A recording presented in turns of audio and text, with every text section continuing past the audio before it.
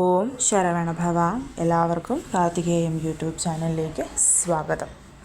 ഇന്നത്തെ നമ്മുടെ വീഡിയോയിൽ പറയുന്നത് നവരാത്രിയെക്കുറിച്ചാണ്. വർഷത്തിൽ 4 നവരാത്രികൾ വരുന്നതിൽ അവസാനത്തെ നവരാത്രിയായ ശാരദീയ നവരാത്രിയാണ് ഈ വരുന്ന സെപ്റ്റംബർ 22 മുതൽ വരുന്ന 11 ദിവസം. നവരാത്രിയുടെ അവസാനം എന്ന് പറയുന്നത് ഒക്ടോബർ 2 വിജയദശമിയോടുകൂടി. ഈ വീഡിയോയിൽ എങ്ങനെയാണ് നമ്മൾ നവരാത്രി ആഘോഷിക്കേണ്ടതെന്നും നവരാത്രി ആഘോഷിച്ചാൽ നമുക്ക് എന്തൊക്കെയാണ് ഫലങ്ങൾ എന്നുള്ളതുമൊക്കെയാണ് പറയുന്നത്. ആദ്യം തന്നെ നമുക്ക് നവരാത്രി ആഘോഷിക്കുന്നത് കലശം സ്ഥാപിച്ച് നമുക്ക് ദേവിയെ ഈ 11 ദിവസം വീട്ടിൽ കുടിയിരുത്തി പൂജ ചെയ്യാവുന്നതാണ്. അത് ആദ്യത്തെ 11 ദിവസമോ അല്ലെങ്കിൽ 9 ദിവസം, 7 ദിവസം, 5 ദിവസം, അവസാനത്തെ 3 ദിവസം, അങ്ങനെ ഏത് രീതിയിൽ വേണമെങ്കിലും നിങ്ങൾക്ക് കലശം സ്ഥാപിച്ച് പൂജ ചെയ്യാം. കലശം സ്ഥാപിക്കാൻ സാധിക്കാത്തവർക്ക് നിങ്ങളുടെ വീട്ടിൽ ലളിതാദേവിയുടെയോ ദുർഗാദേവിയുടെയോ ഒക്കെ ഫോട്ടോ ഉണ്ടെങ്കിൽ ആ ഫോട്ടോ അത് വെച്ചിട്ടും നമുക്ക് പൂജ ചെയ്യാം. എത്ര ദിവസം പൂജ ചെയ്യണം, ഏത് രീതിയിൽ പൂജ ചെയ്യണമെന്നുള്ളത് നിങ്ങളുടെ വീട്ടിലെ അവസ്ഥ അനുസരിച്ച് ചെയ്യാവുന്നതാണ്. ശ്രദ്ധിക്കേണ്ടുന്ന കാര്യം, നവരാത്രി പൂജ ചെയ്താൽ വീട് ഏറ്റവും നല്ല ശുദ്ധമാക്കി ഇടണം. നോൺ വെജ് കഴിക്കാനോ അതുപോലെയുള്ള മറ്റ് യാതൊരു കാര്യങ്ങളും നമ്മുടെ വീട്ടിൽ പാടില്ല. മിക്ക വീട്ടിലും നോൺ വെജ് വേണമെന്നുള്ള നിർബന്ധമുണ്ടായിരിക്കും. പക്ഷേ നിങ്ങൾ നവരാത്രി പൂജ ചെയ്യാൻ തീരുമാനിച്ചു കഴിഞ്ഞാൽ നോൺ വെജ് വീട്ടിൽ പാകം ചെയ്യാൻ പാടുള്ളതല്ല. കാരണം അത്രമാത്രം ഓസ്പീഷ്യസ് ആയിട്ട് വേണം നമ്മൾ ഈ ദിവസങ്ങൾ കൊണ്ടുപോകാൻ. അതേപോലെ ശ്രദ്ധിക്കേണ്ടുന്ന മറ്റൊരു കാര്യം, ഉള്ളി, വെളുത്തുള്ളി, അതായത് നമ്മുടെ ചെറിയ ഉള്ളിയും വെളുത്തുള്ളിയും സവോളയും ഒന്നും നമ്മൾ ഭക്ഷണത്തിൽ ഉൾപ്പെടുത്താൻ പാടില്ല. വ്രതം നിങ്ങൾക്ക് നോൺ വെജ് ഒഴിച്ച് ഞാൻ ഈ പറഞ്ഞ ഉള്ളി, ചുവന്ന ഉള്ളി, സവോള ഒഴിവാക്കിക്കൊണ്ടുള്ള ഫുഡ് കഴിക്കാം. ഞാൻ സാധാരണ ഫോളോ ചെയ്യുന്നത് ഒരു നേരം മാത്രം അരിയാഹാരം കഴിക്കും. അത് ദേവിക്ക് നമ്മൾ സമർപ്പിക്കുന്ന ഭക്ഷണം വൈകിട്ട് കഴിക്കുക എന്നുള്ളതാണ്. ബാക്കി 2 നേരം അരിയാഹാരം ഒഴിച്ചുള്ള ഭക്ഷണം. അത് നിങ്ങളുടെ ആരോഗ്യസ്ഥിതി അനുസരിച്ച് ഏത് രീതിയിൽ എടുക്കണം എന്നുള്ളത് നിങ്ങൾക്ക് തന്നെ തീരുമാനിക്കാവുന്നതാണ്. പക്ഷേ ഈ കാര്യങ്ങളൊക്കെ നമ്മൾ ശ്രദ്ധിച്ചിരിക്കണം. നവരാത്രി വ്രതം എടുത്താൽ അതിൻ്റെ ഫലങ്ങൾ എന്താണ് നമുക്ക് ലഭിക്കാത്തത്? കാരണം നമ്മൾ ദേവിയോട് പ്രത്യേകിച്ചൊന്നും ആവശ്യപ്പെടേണ്ട. അമ്മ എന്ന് പറയുന്നത് ജഗജ്ജനനിയാണ്. നമുക്ക് എന്താണ് വേണ്ടതെന്നുള്ളത് ദേവിക്കറിയാം. ഈ 11 ദിവസവും നിർമ്മലമായ മനസ്സോടും ശുദ്ധമായ ഭക്തിയോടും കൂടി നമ്മൾ ദേവിയെ പ്രാർത്ഥിച്ചാൽ തീർച്ചയായും ദേവി നമ്മളുടെ പ്രാർത്ഥന കേട്ടിരിക്കും.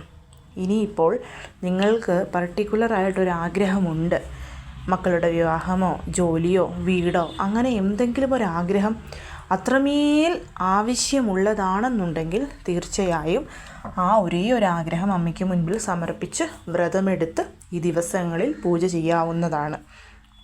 പിന്നെ കലശം സ്ഥാപിച്ച് പൂജ ചെയ്യുന്നവരാണെങ്കിലും ഇനി ഫോട്ടോ വെച്ച് പൂജ ചെയ്യുന്നവരാണെങ്കിലും ദീപം കൊളുത്തുന്നതും 2 രീതിയാണ്. ഒന്ന് എന്ന് പറയുന്നത് സെപ്റ്റംബർ 22 നമ്മൾ കലശസ്ഥാപനം ചെയ്തു അല്ലെങ്കിൽ ദേവിയുടെ ഫോട്ടോ വെച്ചാൽ അന്ന് മുതൽ വിജയദശമി വരെ കെടാതെ ദേവിക്ക് മുൻപിൽ ദീപം കൊളുത്തുക എന്നുള്ളതാണ്.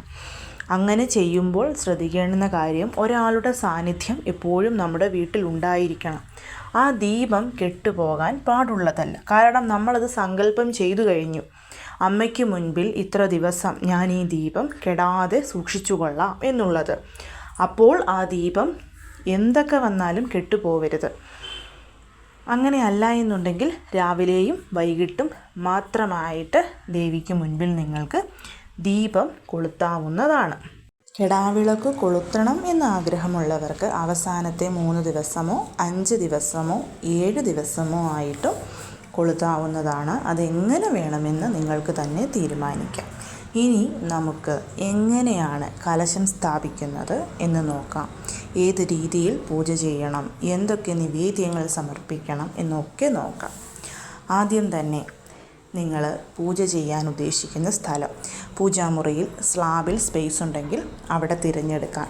അങ്ങനെയല്ലാത്തവർക്ക് ഹോളിൽ എവിടെയെങ്കിലുമായിട്ട് തിരഞ്ഞെടുക്കാവുന്നതാണ്. വടക്കോട്ടോ കിഴക്കോട്ടോ ദേവിയെ ഫേസ് ചെയ്യുന്ന രീതിയിൽ വേണം നമ്മൾ കാര്യങ്ങളൊക്കെ അറേഞ്ച് ചെയ്യാൻ. ഇവിടെ പൂജ ചെയ്യാൻ ഉദ്ദേശിക്കുന്നു ആ ഒരു ഭാഗം നന്നായി മഞ്ഞൾ വെള്ളം കൊണ്ട് തുടച്ച് വൃത്തിയാക്കിയതിന് ശേഷം ഒരു പീഠം എടുക്കുക. പീഠം എടുത്തിട്ട് ആ പീഠവും നന്നായി തുടച്ച് പീഠത്തിൽ അറിയാവുന്ന ഒരു കോലം വരയ്ക്കണം. അത് 8 ഇതളുള്ള താമരപ്പൂ ആയാലും മതിയാകും. അതിന് പുറത്ത് ചുമന്ന കളറിലെ ക്ലോത്ത് വിരിക്കണം. ചുമപ്പ് എന്ന് പറയുന്നത് പ്രതിനിധീകരിക്കുന്നത് ശക്തിയെയാണ്, അതായത് ദേവിയെ. അതിന് മുകളിലാണ് നമ്മൾ കലശം സ്ഥാപിക്കുന്നത്. കലശം സ്ഥാപിച്ച് ഫോട്ടോ ഉണ്ടെങ്കിൽ ഫോട്ടോയും വെക്കാം. അങ്ങനെയല്ല, ഫോട്ടോ മാത്രം വെച്ച് പൂജിക്കുന്നവരാണെങ്കിൽ ഫോട്ടോ വെക്കുന്നവരാണെങ്കിൽ ആ ഫോട്ടോ നന്നായിട്ട് തുടച്ച് മഞ്ഞൾ കുങ്കുമം പൊട്ടൊക്കെ വെക്കണം. ദേവിക്ക് പൂക്കൾ ചാർത്തണം. ഇനി കലശം വെക്കുന്നവരാണെന്നുണ്ടെങ്കിൽ ആദ്യം തന്നെ വെറും ആ ഒരു പീഠത്തിൻ്റെ പുറത്തായിട്ട് കലശം വെക്കരുത്. ബ്രാസിൻ്റെ ഒരു പ്ലേറ്റ് എടുക്കണം. അത് 3 or 5 പൊട്ടൊക്കെ തൊട്ടിട്ട് 3 പിടി പച്ചരി ഇടണം.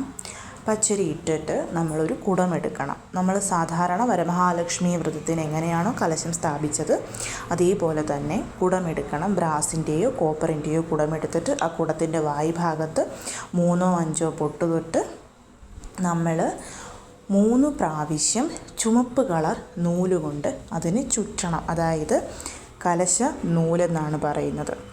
ഈ ഒരു നൂല് പ്രതിനിധീകരിക്കുന്നത് ഒരു പുനർജന്മമാണ്, ക്രിയേഷൻ എന്നൊക്കെ പറയാം. അതായത് നമ്മുടെ ആ ഒരു പുതിയ തുടക്കം എന്ന് പറയാം. 3 പ്രാവശ്യം ചുറ്റുന്നത്, ആദ്യത്തെ ചുറ്റ് ദുർഗാദേവിയെയും രണ്ടാമത്തെ ചുറ്റ് ലക്ഷ്മി ദേവിയെയും 3-ാമത്തെ തവണ നമ്മൾ ആ നൂല് ചുറ്റുമ്പോൾ അവിടെ സരസ്വതി ദേവിയെയുമാണ് പ്രതിനിധീകരിക്കുന്നത്. അതുകൊണ്ട് ഓരോ പ്രാവശ്യം ചുറ്റുമ്പോഴും ആ ഒരു ദേവീഭാവത്തെ മനസ്സിൽ കണ്ടുകൊണ്ട് വേണം ചുറ്റാൻ.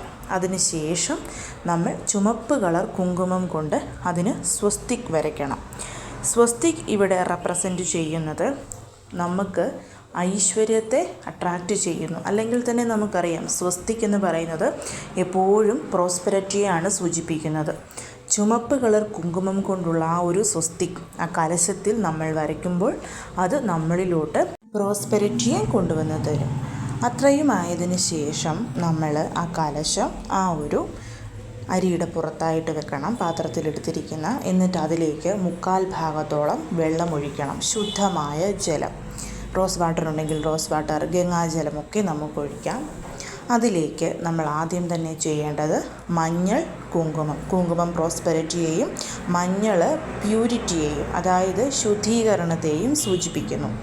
അതിലേക്ക് സ്വർണം, വെള്ളി ഒക്കെ നമുക്കിടാവുന്നതാണ്. സ്വർണം ഇടുന്നത് ഗുരുഭഗവാന്റെ കടാക്ഷത്തിനും വെള്ളി ഇടുന്നത് ചന്ദ്രൻ്റെ കടാക്ഷത്തിനും 1 രൂപ നാണയം ഇടുന്നത് അടുത്ത വർഷത്തെ നവരാത്രി വരെ ധനാഗമനത്തെയുമാണ് സൂചിപ്പിക്കുന്നത്. നിങ്ങളുടെ കയ്യിൽ സ്വർണവും വെള്ളിയും ഒന്നുമില്ല എന്നുണ്ടെങ്കിൽ ആ 1 രൂപ നാണയം മാത്രം മതിയാവും. അതിലേക്ക് 1 ഏലക്കായും 1 ഗ്രാമ്പുവും. ഏലക്ക എന്ന് പറയുന്നത് പാർവതീദേവിയെയും ഗ്രാമ്പൂ എന്ന് പറയുന്നത് ശിവഭഗവാനെയും സൂചിപ്പിക്കുന്നു. അതായത് ശിവശക്തിയെയാണ് ഇത് സൂചിപ്പിക്കുന്നത്. അതിലേക്ക് 1 നാരങ്ങ ഇടുമ്പം നല്ല ഫ്രഷ് ആയിട്ടുള്ള നാരങ്ങ തന്നെ ഇടണം. പിന്നെ ജാതിക്ക ഇടാം, പച്ചക്കർപ്പൂരം പൊടിച്ചതും ഇടാം. ഞാനീ പറഞ്ഞതിൽ എന്തൊക്കെയുണ്ടോ അതൊക്കെ ഇടാവുന്നതാണ്. എല്ലാം ഇടുമ്പോൾ നിങ്ങൾ ഒറ്റ സംഖ്യയിൽ ഇടാൻ ശ്രമിക്കണം. അതായത് 3, 5, 7, 9 ഈ ഒരു എണ്ണത്തിൽ അതിലേക്കിടാൻ ശ്രമിക്കണം. എന്നിട്ട് നമ്മൾ അതിലേക്ക് മാവില വെക്കുന്നു. മാവില കിട്ടാത്തവർക്ക് വെറ്റിലയും വെക്കാം. 5, 7, 9 ഈ ഒരു എണ്ണത്തിൽ നമുക്ക് മാവില അല്ലെങ്കിൽ വെറ്റില വെക്കാവുന്നതാണ്. അതിന് പുറത്തായിട്ട് 1 തേങ്ങ. വരമഹാലക്ഷ്മി വ്രതസമയത്ത് നമ്മൾ മഞ്ഞൾ പൂശിയ തേങ്ങയാണ് വെക്കുന്നത്. ഈ ഒരു നവരാത്രി സമയത്ത് മഞ്ഞൾ പൂശണമെന്നുള്ള നിർബന്ധമില്ല. ഞാൻ സാധാരണ മഞ്ഞൾ പൂശി വെക്കാറില്ല. വെറും 1 തേങ്ങ, അതായത് കുടുമയോടുകൂടിയൊരു തേങ്ങ വേണമെന്നേ ഉള്ളൂ. അത് നമ്മൾ അതിന് പുറത്തായിട്ട് വെക്കുന്നു, ആ മാവിലയുടെ പുറത്ത്. എന്നിട്ട് മാവിലയുടെ പുറത്ത് അതും വെച്ചതിന് ശേഷം നമ്മൾ മഞ്ഞൾ താലി, വരമഹാലക്ഷ്മി വ്രത സമയത്ത് ഞാൻ പറഞ്ഞിരുന്നല്ലോ, മഞ്ഞൾ താലി, ഒരു മഞ്ഞൾ എടുത്തിട്ട് അതിൽ 3 ചുറ്റ് ചുറ്റിയിട്ട് അത് ദേവിക്ക് താലിയായിട്ട്. നിങ്ങളുടെ കയ്യിൽ വേറെ ഏതൊക്കെ ടൈപ്പ് ഓഫ് താലീസ് ഉണ്ടെങ്കിലും മഞ്ഞൾ താലി മസ്റ്റാണ്. അതിനുശേഷം ദേവിക്ക് മുഖം വെക്കാം, വസ്ത്രം ചാർത്താം, അതൊക്കെ നിങ്ങളുടെ ഇഷ്ടമാണ്. വസ്ത്രം ചാർത്തുന്നവർക്ക്, മുഖം വെക്കുന്നവർക്കും ഒക്കെ വെക്കാവുന്നതാണ്. അങ്ങനെയല്ല, കലശം വെച്ച് അതിന് മുകളിൽ തേങ്ങ മാത്രം വെച്ച് പൂജിക്കുന്നവർക്ക് അങ്ങനെയും വെക്കാവുന്നതാണ്. നമ്മൾ ഈ ഒരു കലശം സ്ഥാപിച്ചു കഴിഞ്ഞാൽ പിന്നെ ഒക്ടോബർ 2 വരെ ആ കലശം അനക്കാനേ പാടുള്ളതല്ല. കലശം സ്ഥാപിച്ചാൽ ത്രികാല പൂജ ചെയ്യുക എന്ന് പറയുന്നതുണ്ട്. അതായത് 3 നേരവും ഫുഡ് ആ ഒരു ദേവിക്ക് നമ്മൾ സമർപ്പിക്കുക. അങ്ങനെ പറ്റിയില്ലെങ്കിൽ പോലും രാവിലെയും വൈകിട്ടും എന്തെങ്കിലും ഭക്ഷണം തീർച്ചയായിട്ടും നിങ്ങൾ കൊടുത്തിരിക്കണം. അത് പ്രത്യേകമായിട്ട് ചില ഭക്ഷണങ്ങളുണ്ട്, അതും ഞാൻ പറയാം. അപ്പോൾ ഇത്രയും ചെയ്തു. ഇതിന് ശേഷം കലശം ഒരിടത്തായിട്ട് നമ്മൾ വെച്ചിരിക്കുക. ഞാൻ പറഞ്ഞല്ലോ, പിന്നെ അത് അനക്കാനേ പാടില്ല. എല്ലാ ദിവസവും കലശത്തിന് നമുക്ക് പൂക്കളൊക്കെ ചാർത്താം, പൂമാല ചാർത്താം, പൂവ് സമർപ്പിക്കാം. പൂമാല ചാർത്തുമ്പം കലശം അനങ്ങാതെ നമ്മൾ ശ്രദ്ധിച്ചാൽ മാത്രം മതിയാവും. എവരിഡേ ആ ഒരു പഴയ പൂ മാറ്റി പുതിയ പൂവ് അല്ലെങ്കിൽ പൂമാല നമ്മൾ വെക്കണം. അത് ദേവിയുടെ ഫോട്ടോയ്ക്കാണെങ്കിലും കലശത്തിനാണെങ്കിലും. അങ്ങനെ കലശവും വെച്ചതിന് ശേഷം നമ്മൾ ചെയ്യുന്നത് ഗണപതി ഭഗവാന്റെ, ഒന്നെങ്കിൽ നിങ്ങൾക്ക് മഞ്ഞൾ ഗണപതി ഉണ്ടാക്കി വെക്കാം. അങ്ങനെയല്ല, കുഞ്ഞ് ഗണേശൻ്റെ നിങ്ങളുടെ കയ്യിൽ വിഗ്രഹമോ ഫോട്ടോയോ ഉണ്ടെങ്കിൽ അതും അതിനടുത്തായിട്ട് വെക്കണം. കാരണം എന്തൊരു പൂജ നമ്മൾ ചെയ്യുമ്പോഴും വിഘ്നങ്ങളില്ലാതെ ചെയ്യാൻ ഗണേശ ഭഗവാനെ പ്രാർത്ഥിക്കണം. ഗണേശ ഭഗവാനെയും സ്ഥാപിച്ചതിന് ശേഷം നിങ്ങൾക്ക് ദീപം കത്തിക്കാം. നിങ്ങൾ കെടാവിളക്ക് കൊളുത്താൻ ആഗ്രഹിക്കുന്നവരാണെങ്കിൽ ഒരു വലിയ മൺവിളക്ക് മേടിക്കണം. ആ മൺവിളക്ക് 1-2 ദിവസം വെള്ളത്തിലിട്ടെടുക്കണം. ഇല്ലെന്നുണ്ടെങ്കിൽ നമ്മൾ എണ്ണയൊഴിക്കുമ്പോൾ പെട്ടെന്ന് വലിച്ചെടുക്കും. ഞാൻ എന്താ ഇവിടെ കാണിച്ചിട്ടുണ്ട്. ഇതെൻ്റെ 2023 പൂജയാണ്.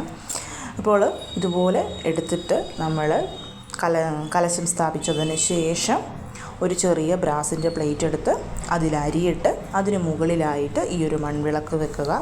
നല്ലെണ്ണ ഒഴിച്ച് വേണം നമ്മൾ ഈ ദീപം കൊളുത്താൻ. ശ്രദ്ധിക്കേണ്ടുന്ന കാര്യം, കെടാതെ എല്ലാവരും ഇത് സൂക്ഷിച്ചു കൊള്ളണം. അതിനുശേഷം ഗണേശ ഭഗവാൻ ഓം ഗം ഗണപതിയെ നമഃ എന്ന് പറഞ്ഞ് കറുകപ്പുല്ലോ പൂവോ സമർപ്പിച്ച് 11 ദിവസം തുടർച്ചയായി ഒരു തടസ്സവുമില്ലാതെ നവരാത്രി പൂജ ചെയ്യാൻ അനുഗ്രഹിക്കണമെന്ന് ഭഗവാനോട് പ്രാർത്ഥിക്കണം. അതിനുശേഷം ദേവീനാമങ്ങൾ ഓരോ ദിവസവും, അതായത് ആദ്യത്തെ ദിവസം ശൈലപുത്രി, ബ്രഹ്മചാരിണി, അങ്ങനെ ഓരോ ദിവസവും ഓരോ മന്ത്രങ്ങളുണ്ട്. അതൊക്കെ ഞാൻ നിങ്ങൾക്ക് ഷോർട്സ് ആയിട്ട് ഇട്ട് തരാം. ഇതിനകത്ത് ഇതെല്ലാം കൂടെ പറഞ്ഞാൽ ഒരുപാട് നീളം കൂടിപ്പോകും.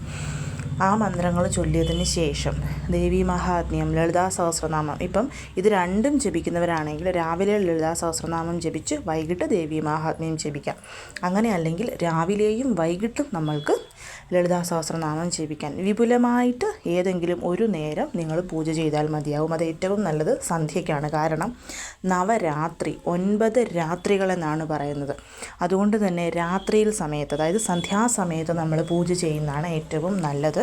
സന്ധ്യാസമയത്തുള്ള പൂജ എന്ന് പറഞ്ഞു കഴിഞ്ഞാൽ ഞാൻ പറഞ്ഞല്ലോ, നിങ്ങൾ നല്ല രീതിയിൽ നാമങ്ങളൊക്കെ ചൊല്ലി ദേവിക്ക് നിവേദ്യമൊക്കെ സമർപ്പിച്ച് പ്രാർത്ഥിക്കുക എന്നുള്ളത്. രാവിലെ ജസ്റ്റ് കെടാവിളക്കാണെങ്കിൽ ആ ദീപം ഒന്ന് അലങ്കരിച്ച് അമ്മയ്ക്ക് പൂവൊക്കെ സമർപ്പിച്ച് ലളിതാ സഹസ്രനാമോ ശ്യാമളാദണ്ഡകം അങ്ങനെയുള്ള ഒരുപാടുണ്ട്. അല്ലെങ്കിൽ ഓം തും ദുർഗായേ നമഃ, ദുർഗാദേവിയുടെ അഷ്ടോത്തരം ചൊല്ലി കുങ്കുമം കൊണ്ട് അർച്ചന ചെയ്യാം.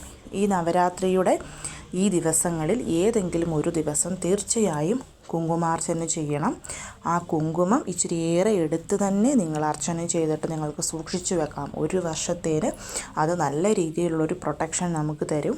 അത് എന്ത് മന്ത്രം ചൊല്ലി ചെയ്യണം എന്നൊക്കെ ഉള്ളത് ഞാൻ നിങ്ങൾക്ക് പറഞ്ഞു തരാം. ഇതിനകത്ത് ഇതെല്ലാം കൂടെ ഞാൻ പറയുന്നില്ല. തൽക്കാലം ജസ്റ്റ് എങ്ങനെ സ്ഥാപിക്കണം എന്നുള്ളത് മാത്രമാണ്. പിന്നെ ഈ ദിവസങ്ങളിൽ കഴിവതും പകൽ ഉറങ്ങാതിരിക്കാൻ വേണ്ടിയിട്ട് ശ്രദ്ധിക്കണം. ഇനി അത്രമേൽ നിങ്ങൾക്ക് ബുദ്ധിമുട്ടാണെന്നുണ്ടെങ്കിൽ ഒരു അരമണിക്കൂർ മാത്രമേ ഉറങ്ങാൻ പാടുള്ളൂ. പിന്നെ ശ്രദ്ധിക്കേണ്ടുന്ന മറ്റൊരു കാര്യം എന്ന് പറയുന്നത്, വീട് എപ്പോഴും നല്ല ശുദ്ധമായിട്ടിരിക്കണം. അത് വളരെ വളരെ ഇമ്പോർട്ടൻ്റ് ആണ്. ഈ 9 ദിവസങ്ങളിലും രാവിലെയും വൈകിട്ടും ഒരേ സമയത്ത് പൂജ ചെയ്യാൻ വേണ്ടിയിട്ട് ശ്രമിക്കുന്നത് വളരെ വളരെ നല്ലതാണ്. അതാണ് ഏറ്റവും നല്ലതും.